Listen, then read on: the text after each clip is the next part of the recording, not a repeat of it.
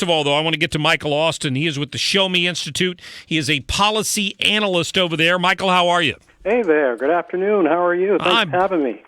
I'm doing fine. I was just thinking, I was looking at your website because there's always great information on there, and I saw one of the top stories just posted today is that Anthem is now floating the possibility of leaving these Obamacare exchanges. I know that's not why you and I were planning to talk about today, but I just wanted to point out to people that I just saw that, and that's big news. You should have your listeners take a look at our website, showmeinstitute.org.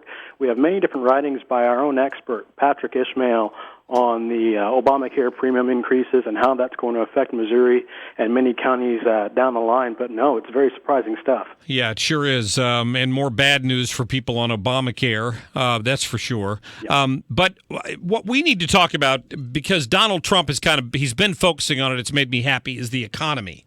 And you know, when we talk about economic prosperity, let's face it, for most people, that means when I look at my paycheck at the end of the year or this year, I want it to seem like I made more than I made last year. And if I haven't, then my personal income has not grown, and there's a good chance that I'm actually losing money. Right? Oh, you're making a good case. Since the end of the recession, many states have been, trying to get back to their former glory before that 2008 crash.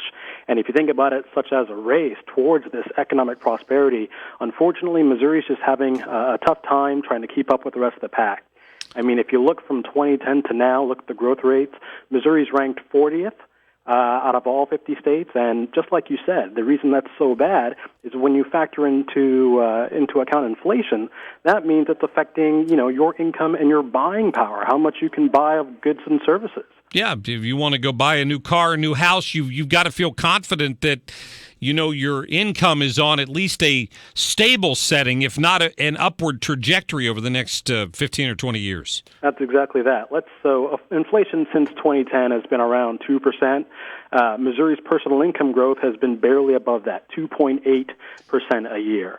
So that means, Missourians can't buy as much groceries as the rest of the nations or fellow Midwest states.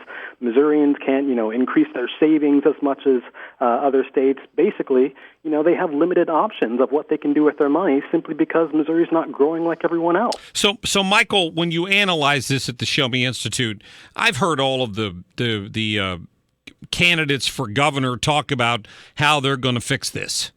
But ultimately, it's simply a matter of, in large part, bringing more jobs into the state of Missouri, and clearly we've failed to do that over the past 10 or 15 years.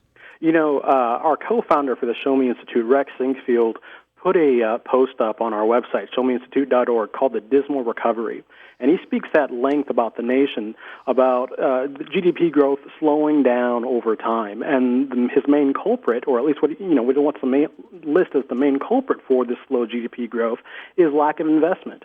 We're creating an environment, either a regulatory environment or a tax environment, that gives incentives for business to make investments outside of the U.S. and outside of Missouri. And that's one thing that most certainly needs to change if we want to bring economic prosperity to the U.S. as well as the Show Me State. Yeah, which is what Donald Trump's been talking about for months now.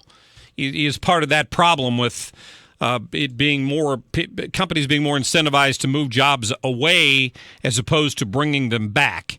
What he talks about a lot is the fact that you need to look at how government regulations impact business. Where does Missouri stand when it comes to regulating things to death? I mean, I would think with the recent conservative leadership in the legislature here, we would have been backing off that a little bit.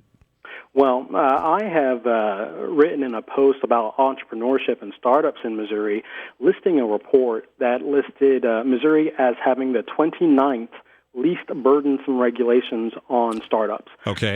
Meaning that out of all 50 states, Missouri ranks 29th in having the cheapest startup costs and filing fees for their entrepreneurship environment. So that leads into exactly what you were claiming, in the sense that Missouri needs to do more in order to make the cost environment cheaper for small businesses. And the reason why that's important is, small businesses bring innovation. They help lower the coffee that I go whenever I go to my local coffee shop, whenever I get groceries from my local store. These small businesses help keep prices low and increase competition, which makes it good for all consumers. Yeah, that's a good point. And small business is the engine of the economy. A lot of people seem to think that it's one or two major employers, but that's just not the case at all. Michael Austin, listen, I appreciate your time. Let me direct people to showmeinstitute.org where they can read about this issue and many other important issues and the dismal recovery. The op-ed in there is available on that website as well. That's right. And you're all welcome to follow the Show Me Institute on Twitter as well as Facebook as well. Very good. Hey, Michael, have a great weekend. Hey, thanks for having me. Have a good one. Thank you. Important discussions, particularly as you find yourself going to the polls Tuesday to vote.